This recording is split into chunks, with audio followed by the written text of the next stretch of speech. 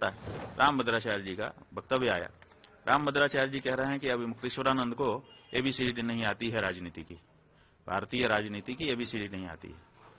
ABCD शब्द जो है अंग्रेजी का है, क ख ग भी कह सकते थे तो ज्यादा अच्छा लगता उनके मुख से कि एक भारत का विद्वान बोल रहा है। खैर, तो वो कह रहे हैं कि अभी मुक्तेश्वरानंद को राजनीति की एबीसीडी नहीं आती। हम ये कह रहे हैं कि कश्मीर के मामले में समस्या क्या है। समस्या यह है कि भारत कहता है कि ये हमारा अंग है, पाकिस्तान कहता है कि ये हमारा अंग है। जब दो लोग किसी एक वस्तु पर दावा करते हैं तो प्रमाण की जरूरत पड़ जाती है कि प्रमाण दो कि ये तुम्हारा है।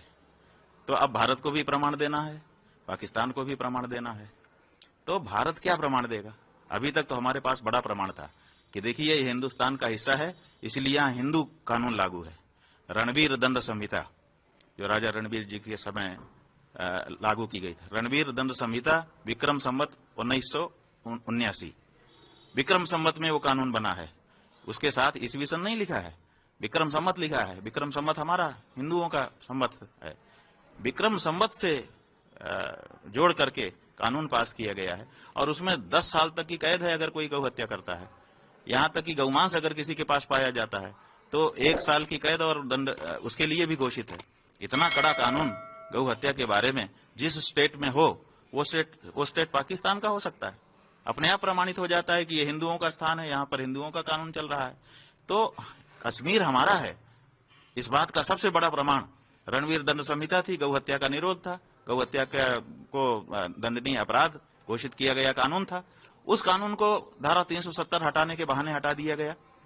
अब जब वहां पे गौ हत्या होने लग गई तो गौ हत्या हिंदुस्तान में होगी तो अपने आप पाकिस्तान का दावा बड़ा हो गया कि साहब यहाँ तो गौ हत्या जायज है और हमारा स्थान है। तो रणवीर दंड संहिता इस बात का प्रतीक है। गौ हत्या दंडनीय अपराध जिस भूमि पर है वो भूमि हिंदुस्तान की ही हो सकती है। चीख चीख करके पुकार पुकार करके ये कानून कह रहा था। तो फिर राजनीति जानने वालों ने इतने बड़े प्रमाण को वहां से क्यों हटा दिया? 370 धारा हटाने के नाम पर आपने ये क्यों किया? और आपने पूरे देश में लागू कर दिया भारतीय जो पिनल कोड था, इंडियन पिनल कोड, भारतीय दंड संहिता, उसको अब भारतीय न्याय संहिता 2023 कहा जा रहा है। तो भारतीय न्याय संहिता में आपने वो प्रावधान क्यों नहीं लाए जो प्रावधान पहले से वहां रणवीर दंड संहिता के माध्यम से लागू थे?